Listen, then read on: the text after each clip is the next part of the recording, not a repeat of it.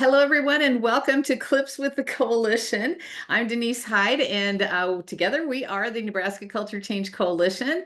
Please subscribe to our website. Go out to www.necccoalition.org to receive upcoming information about Clips with the Coalition and Coffee with the Coalition and all kinds of other things that we have going on. And we're on Facebook as well. So we've been kind of going through the five senses. And so today we're going to talk about smell and your nose. So why is this important? It is important for many reasons because it can be a connection. Our smell is a connection to memory and it's a connection to our emotions. It can also be an indicator that maybe our health is affected or safety or quality of life if we're losing some of our sense of smell. So let's talk about it. So let's talk about appetite and nutrition and where does smell fit in with that. So many of us, as we are going to age, we might lose our sense of smell, which can have it can affect our experience at mealtime. Like we don't want to eat because this food doesn't smell appealing. And that can lead to unintentional weight loss and malnutrition. And smell, of course, is always also connected to the flavors that we taste. So if we don't smell well, we might not be able to really taste the food that we're eating, which means it might taste very bland. And I know there's some people during COVID who lost their sense of smell and therefore their sense of taste as well. And it was very disconcerting. Um, and then we could interpret somebody who's not eating as the fact that they're declining. And we could put a physiological reason to that and not even question whether or not their sense of smell is working. And we might even think about drugs and treatments and things that we're putting people through can affect your sense of smell as well. So there's a lot of reasons why asking and kind of testing around sense of smell can be really important to ensure people are eating and getting the nutrition that they need. So ask people about their sense of taste and their smell perception before you just assume that something cognitively or physiologically is going wrong with them. And then the other thing that I've heard some folks do in dining services is that they amplify food aromas, like they kind of use seasonings and use textures and how they lay the food out on the plate to make it more appealing, and making sure that the meals are warm enough that the smell will naturally arise by itself. So there are some things that you can do to kind of enhance the opportunity for somebody to pick up on the sense of what they're eating. Yeah, thanks, Denise. I think that's really important to make sure that we really pay attention to the environmental cues for people that may or may not be dealing with a loss of sense of smell, because those environmental cues really can stimulate hunger, which I think is something that is good to do within the community. And just a couple things you can do for that. First of all, you can encourage the spread of the food aromas. Try to get that throughout the entire community. We all know what it's like when you're walking down the hall and you smell something good, especially popcorn. I know that's not a meal, but that's my favorite thing to smell. Um, but I do know a lot of communities that spend time during the day, either as an activity or in preparation for their meals, to do things like bake bread. They may just warm cinnamon sticks or use other food scented diffusers within some of the common spaces to help improve those environmental cues. Yeah, very great points, Denise and Jeff. And, one of the other things that we need to be cognizant of is when people lose their smell, that it may affect their hygiene and their personal care. They may not be able to determine that, maybe you need a bath and maybe you need to use some deodorant. And what often happens is they have no idea that they're starting to smell. And if they have incontinent issues, they may not realize that they may smell like urine or they may smell like feces. And so some of those gentle reminders that maybe, we need to take a bath today, or let's go take a shower, or, let's change our clothes and get our clothes washed. Um, one of the other things that goes along with this is, especially if an individual is living in their home or even in a community and they're not aware that their body odor is getting really bad, is people will stop visiting with them.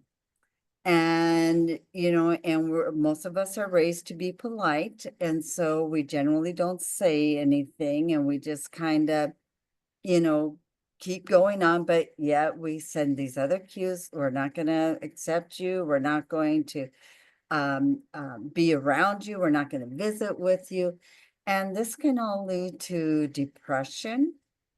It can also lead to isolation.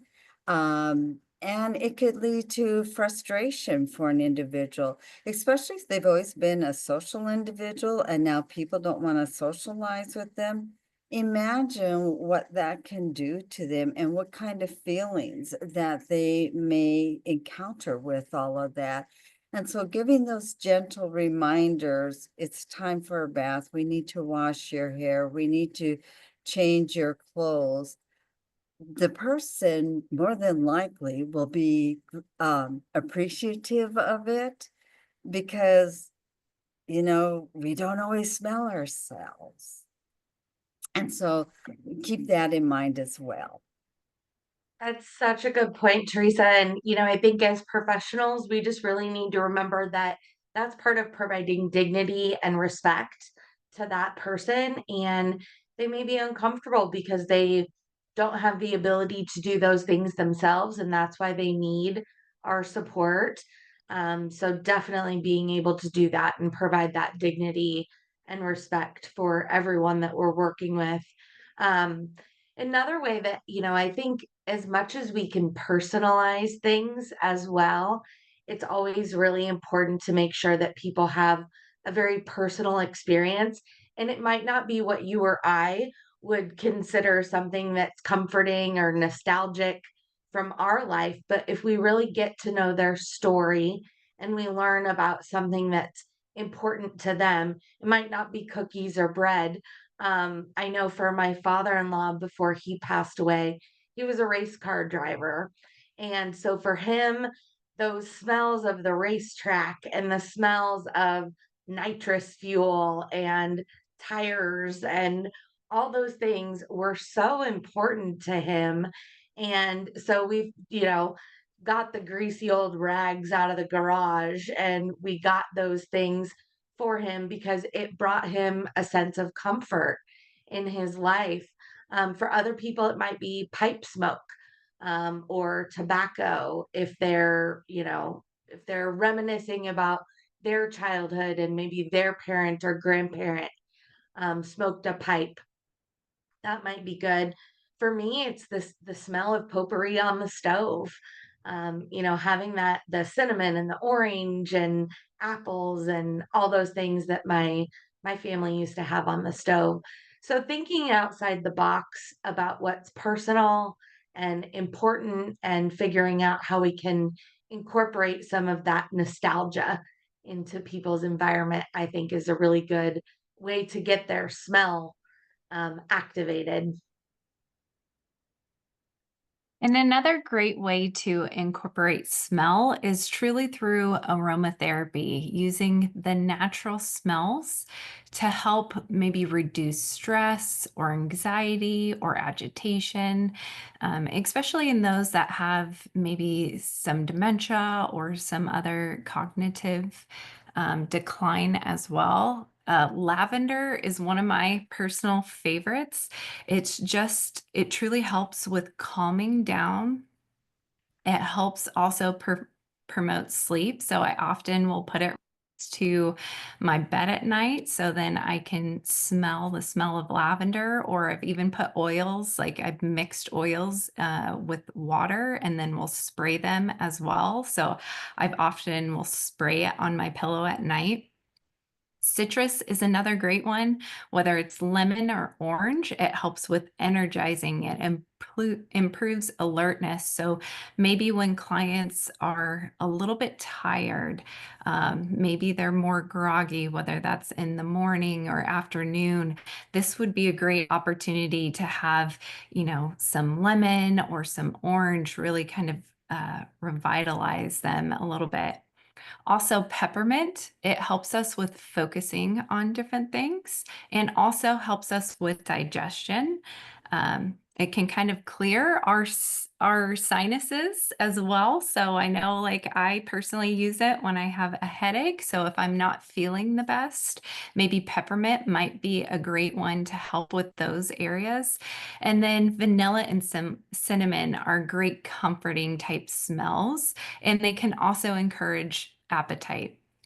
So if, we might be suspecting that our clients have maybe a loss of smell, what caregivers can do is they can try to test with different essential oils and see what works for that particular person and maybe what doesn't work for that particular person, and just kind of explore these different natural ways of maybe trying to do things naturally. Yeah, thanks, Natalie. Yeah, that makes sense. Lastly, I wanted to just touch on something that maybe, I mean, I honestly, yeah, it's something that it's easy to forget that when you lose your sense of smell, it could be a safety issue.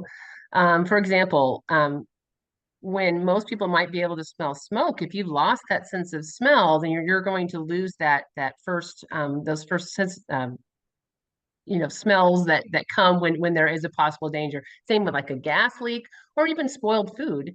Um, something that you might not even think about, but they when you're tasting your food and something's a little off, it tells you something that could be dangerous. So the sense of smell is very important for that. So something to think about there.